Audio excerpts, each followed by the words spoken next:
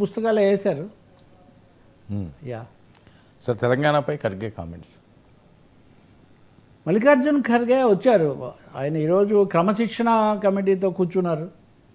ఆ తర్వాత కొన్ని ఫిర్యాదులు తీసుకున్నారు. నిన్న కూడా మనం అనుకున్నట్టు ఆ కొండా మురళి ఒక పెద్ద లేఖ కూడా రాసి మేమేం తగ్గేది లేదు, మా అమ్మాయికే సీట్ అన్న పద్ధతిలో ఆయన అందులో అది కూడా ఆమె నిర్ణయం ఆయన ఒకటి చేశారు.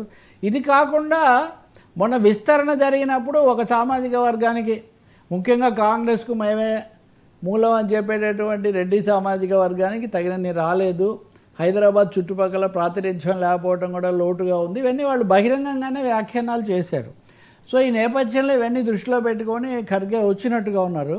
అయితే ఆయన అయితే మటుకు ఇప్పుడున్న పరిస్థితుల్లో ఇంక ఏ వర్గానికి ఇంకా మరిన్ని మంత్రి పదవులు వచ్చే అవకాశం లేదని గట్టిగా చెప్పారు అని చెప్తున్నారు. ఇవన్నీ కూడా ప్రభుత్వాన్ని కొంచెం పదిలం చేసే ప్రయత్నంలో ఉన్నట్టున్నారు. మంత్రులు కొంతమంది ఇష్టానుసారం మాట్లాడుతున్నారు, దీనివల్ల ప్రభుత్వానికి సమస్యలు వస్తాయి కాబట్టి క్రమశిక్షణగా ఉండాలి అని. పార్టీలో క్రమశిక్షణతో పాటు మంత్రులకు కూడా ఒక వార్నింగ్ లాంటిది ఆయన ఇచ్చినట్టుగా అనిపిస్తుంది. మీకు తెలుసు కదా, కొద్ది రోజుల కిందట ఒక మంత్రి స్థానిక ఎన్నికల గురించి ప్రకటన చేస్తే దాన్ని పక్కన పెట్టడం, దానికి భిన్నంగా కూడా నిర్ణయం జరగడం, ఇవన్నీ ఉన్నాయి. కాబట్టి ఖర్గే వ్యూహాత్మకంగానే కాకుండా ఒక అత్యవసరంగా వచ్చినట్టే ఇక్కడ కనిపిస్తుంది.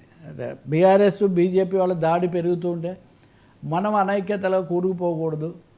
రేవంత్ కూడా, అంటే రేవంత్తో అధిష్టానం లేదని చెప్తున్నప్పుడు అదేం కాదు, ఆయనకు మా ఆశీస్సులు ఉన్నాయి అనే ఒక మెసేజ్ ఇవ్వటానికి. కర్ణాటక కూడా ఖర్గే వెళ్ళాడు, మనం గుర్తు చేసుకుంటే. ఖర్గే ఆయన సొంత రాష్ట్రం కూడా.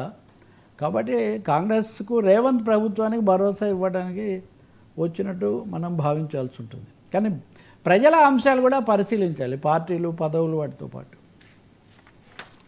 సార్ కేసీఆర్ అస్వస్థత. అది